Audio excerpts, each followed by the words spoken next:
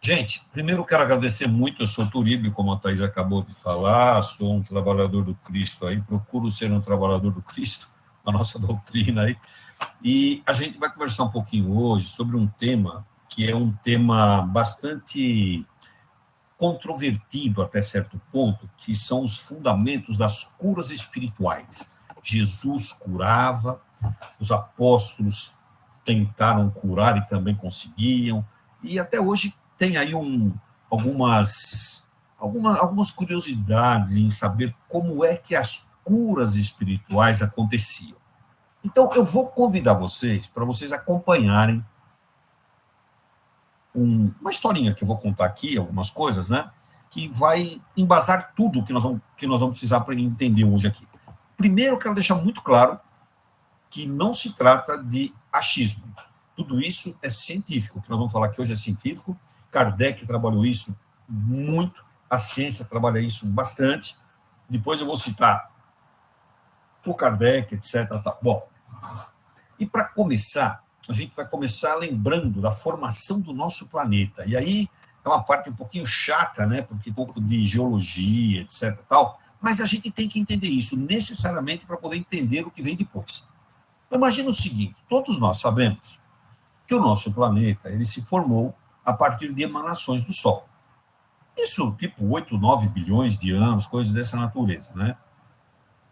9 bilhões. Bom, evidentemente, o Sol, com as suas emanações, formou-se o nosso planeta, elementos que se irradiaram do Sol. Então, se você pegar, se a gente conseguisse, se nós conseguíssemos chegar ao centro do nosso planeta, lá no centro, como se fosse uma maçã, no carocinho central, nós íamos encontrar alguma coisa da seguinte natureza. O centro do planeta é uma camada de 3.700 quilômetros, mais ou menos, ô Lucas, como daqui de São Paulo até o Ceará, mais ou menos, tá? 3.700 quilômetros de dois componentes que vieram do Sol, né, que é o ferro, né, e o níquel. Ferro e o níquel. Tudo isso incandescente. Tudo isso em ebulição. Não tem nada sólido lá, tudo em ebulição. Bom, revestindo esta massa, esse círculo aí, a gente vai encontrar mais 2.900 quilômetros, olha o tamanho disso, de silício e magnésio, que também estão em ebulição, em movimento, não tem nada sólido. Então, agora, imagina essas coisas todas em ebulição, se movimentando. Isso justifica, inclusive, os movimentos tectônicos, das placas tectônicas, os vulcões que expelem aquelas lavas, não sei o que, blá, blá, que são esses elementos que vêm lá do centro do planeta. Bom, o que é que tem tudo isso a ver com as curas espirituais? Vamos entender isso. Muito bem. Esses elementos que estão lá, os minerais que estão lá, ferro, níquel, silício, magnésio, estão em ebulição, eles também estão presentes na formação da nossa crosta terrestre. Então, lá no século XIII, foi descoberto na região da Ásia Menor, que hoje a gente pode localizar ali na região da Turquia, vamos chamar assim, um mineral que tinha a propriedade de atrair o ferro. Como aquela região se chamava magnésia, deu-se ao nome desse mineral de magnetita, ou magnetismo, que é a propriedade de atrair um outro material, que é exatamente fruto desse núcleo incandescente do nosso planeta. Então, o que significa isso? Significa que o nosso planeta ele é composto, ele é, na sua essência, um planeta magnético. Porque esses minerais, em associação, eles criam esta propriedade de atrair e repulsa, atrai e repulsa outros materiais. Bom, o que acontece?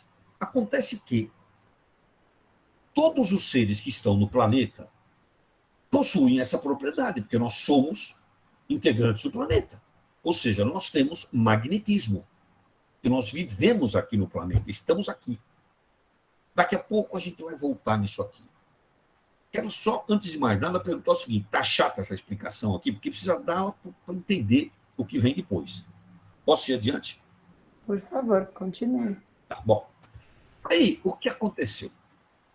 Um alemão, o Mesmer, o Franz Mesmer, começou a estudar esta propriedade de atrair e repulsar, né, componentes, né, que vinha lá do mineral nas pessoas.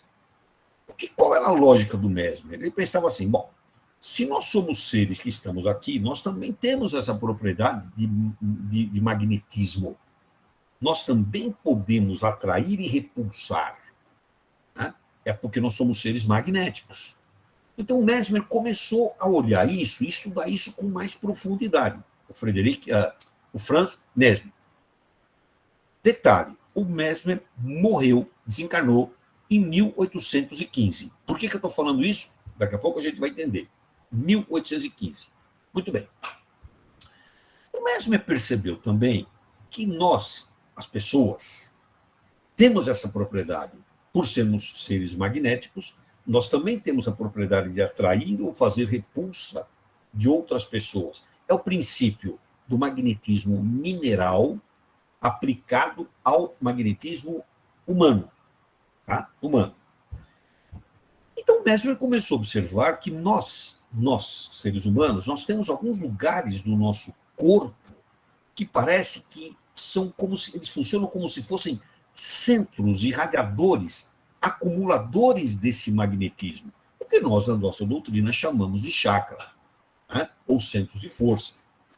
E o Mesmer estudou isso do ponto de vista científico. De novo, Mesmer morreu em 1815. Muito bem. O Kardec nasceu em 1804. Portanto, o Kardec não teve contato com o Mesmer. Nenhum. O Kardec tinha 11 anos quando o Mesmer morreu. O Kardec, quando começou a escrever a doutrina espírita, quando ele começou a codificar a doutrina, ele teve contato com os trabalhos do Mesmer. E ele achou aquilo maravilhoso. Falou: aqui está a explicação de um monte de coisa que ele precisava dessa explicação. Tanto é que ele abriu um capítulo na Gênese, que é o capítulo 14. Se você for lá na Gênese, você vai ver, que é o estudo dos fluidos. E ali, o Kardec estuda isso com muita profundidade. Então, qual é a lógica que tem por trás de tudo isso? Nós somos seres que estamos no planeta.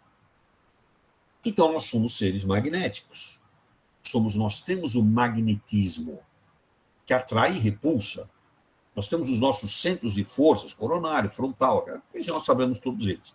Trabalhamos isso nas casas espíritas com muita propriedade, por sinal. Aliás, o Edgar Armon trabalhou isso de uma maneira brilhante, né, dentro dos passes padronizados. Muito bem. Aí, o Kardec abriu um capítulo lá, na Gênese, estudo dos fluidos, e ele também diz assim: espera um pouquinho. Se nós estamos aqui, nós somos seres magnéticos. Quando a gente morre, quando a gente desencarna, o corpo acaba, mas o espírito não. O espírito não acaba. E o espírito perde essa propriedade? Não. O espírito mantém essa propriedade. Ah, mas espera, o espírito vai ter magnetismo? Sim. Aí o Kardec disse assim: no espírito, isso recebe o nome de fluido. É o fluido. Então ele diz assim: o fluido, e o Kardec usa uma expressão interessantíssima, que tá, eu até tenho ela aqui, deixa eu ver se eu deixo ela separada para ler para ela. Está aqui, ó. Ele diz assim, ó, que está lá na Gênesis. Ele diz assim, ó, vou ler para vocês. Não é, eu vou ler para ficar mais fácil, para não fugir da essência. Então, é 4 linhas. Não é rigorosamente exata a qualificação de fluidos espirituais, pois que, em definitivo, eles são sempre matéria, mais ou menos quintessenciada. O que é isso, quintessenciada? A gente sabe que o Pitágoras estudou a terra, a água, o mar, o fogo e o ar. Né? Terra, água, fogo e ar. Então, teria um quinto elemento aí, que é a quintessência. Né? Então, diz assim, esse de realmente espiritual só a alma, o princípio inteligente. A gente dá ele escreveu, dá-se-lhe essa denominação por comparação apenas, e sobretudo pela afinidade que eles guardam com os espíritos. Pode dizer-se que são a matéria do mundo espiritual, razão porque são chamados fluidos espirituais. Então, o que o Kardec se aprofundou nisso?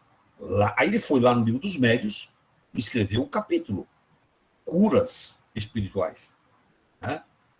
E isso está no Evangelho, cuidar do corpo e do espírito. Então, isso foi crescendo dentro da doutrina, e aí a gente chega nas casas espíritas e a gente vai começar a entender algumas coisas, né? Então, quando a gente vai para um trabalho numa casa espírita, receber o nosso passe ou a nossa radiação, né? como como nós estamos no virtual, é a radiação, né? Quando você vai numa casa espírita, o que acontece? O médium, ele levanta os braços, capta esse fluido lá do plano espiritual, dos amigos do plano espiritual, mistura com o dele e passa para nós no passe magnético. Por isso chama passe magnético. Agora, tem passe que não é magnético? Não, porque todos os passes são magnéticos. Por que é passe? Porque está passando o magnetismo ou o fluido do espírito, combinando com o nosso e passando para a pessoa. E aonde que a gente faz? Onde a gente deposita isso? No coronário, nos chakras. Aliás, em algumas casas, os movimentos são das mãos exatamente posicionados nos chakras. Né? É apenas uma convenção que se padronizou. Mas existe uma passagem de fluido para a pessoa. Aí a gente diz assim, mas então o que é que tem a ver isso com a cura? Ora, se a pessoa que está recebendo esta carga magnética estiver receptiva, ela funciona como imã. Ela atrai, a propriedade de atrair e não de repulsa. Vai numa casa espírita e dá um passe em alguém ou recebe um passe sem estar nem aí, senta lá e fala, vamos ver o que vem. Não vai adiantar nada. É preciso deixar vir até a pessoa, né? Ela precisa estar receptiva a isso. Né? Então, aí começa a processar um outro componente, que é a carga desse magnetismo dentro do nosso corpo perispiritual, recompondo o perispírito, trabalhando na composição do perispírito, no nosso corpo físico, alterando as cargas moleculares, e aí começa a vir a cura. E a pessoa não sabe, fala assim, fui naquele centro lá me curaram, aquele centro é forte. Não é o centro que é forte, não tem centro forte ou fraco.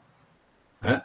O que tem é a pessoa estar receptiva, o médium estar captando fluidos de espíritos bons, por isso que a gente não faz isso na rua, em qualquer lugar, faz dentro do ambiente controlado, combinando com os seus que também devem ser bons, aquela pessoa que está pensando coisas boas, está irradiando coisas boas na sua mente, e passa para as pessoas.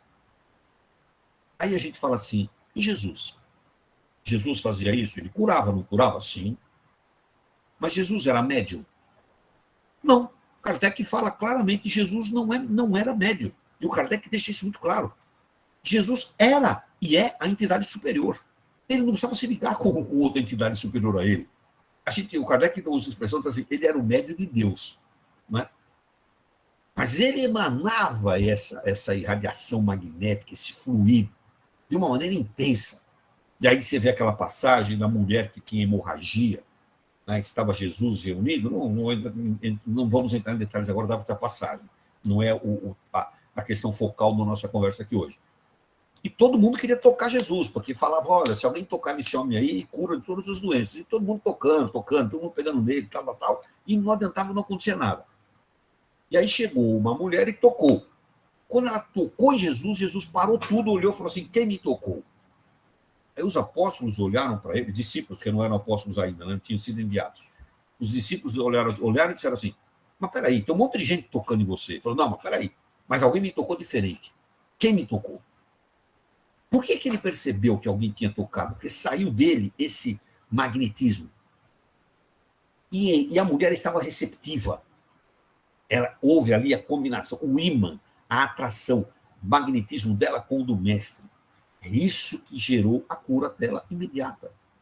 O fluido de cura de Jesus era intenso, era muito grande. Mas por que a gente não consegue fazer isso na casa espírita? Nós podemos fazer isso na casa espírita, sem problema algum. Né? E quantos de nós não fazemos sem saber?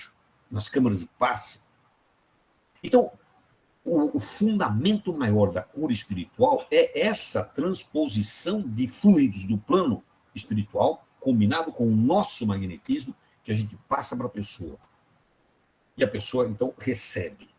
E se sente bem, a pessoa que se sente melhor, fala, olha, eu melhorei, que bacana, fiquei bem, ótimo, então, que bom, aconteceu a cura. Então, isso é o que a gente queria comentar hoje com vocês sobre esse fundamento. O fundamento dessas curas está nisso. Está na pessoa estar receptiva. O fundamento está na pessoa estar recebendo essa carga, esse magnetismo. Ah, mas então o espírito, ele também tem o magnetismo? Tem, o Kardec falou, e se chama fluido. Ele não chamou de magnetismo, chamou de fluido. É o fluido emanado do espírito para nós, que combinado com o nosso, nós passamos para o espírito. E aí a gente vai ver um monte de dimensões disso, né? Por que existe a insistência de Jesus em dizer ame o próximo como a si mesmo?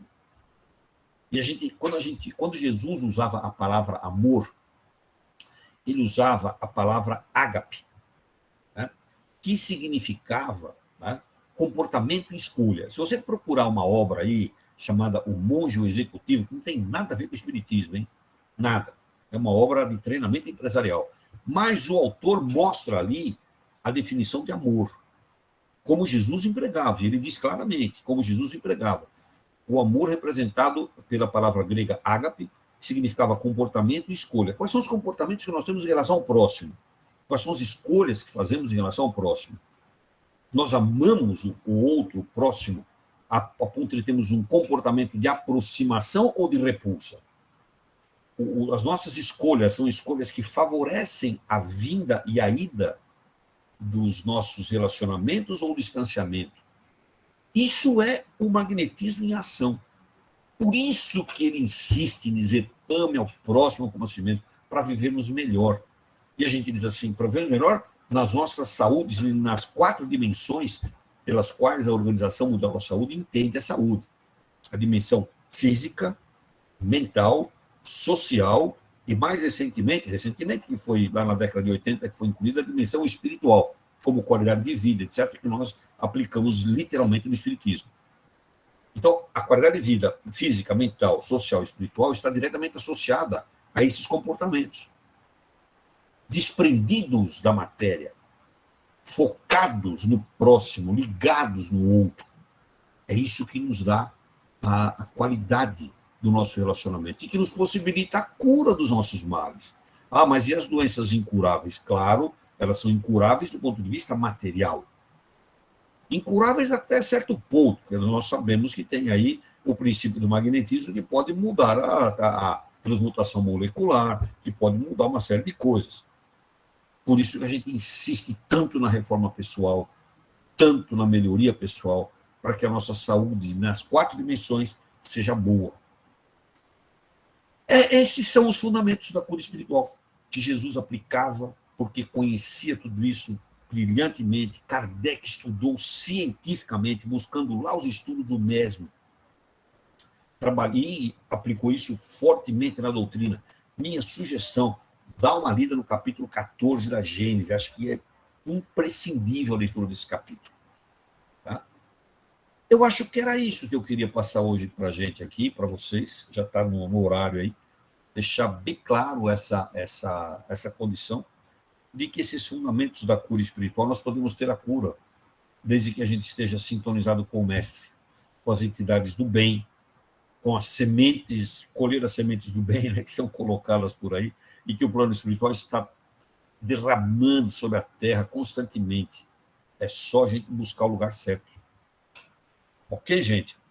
Quero agradecer muito a oportunidade de estar aqui com vocês essa noite e aprender mais um pouquinho com todos vocês. Muito obrigado, gente.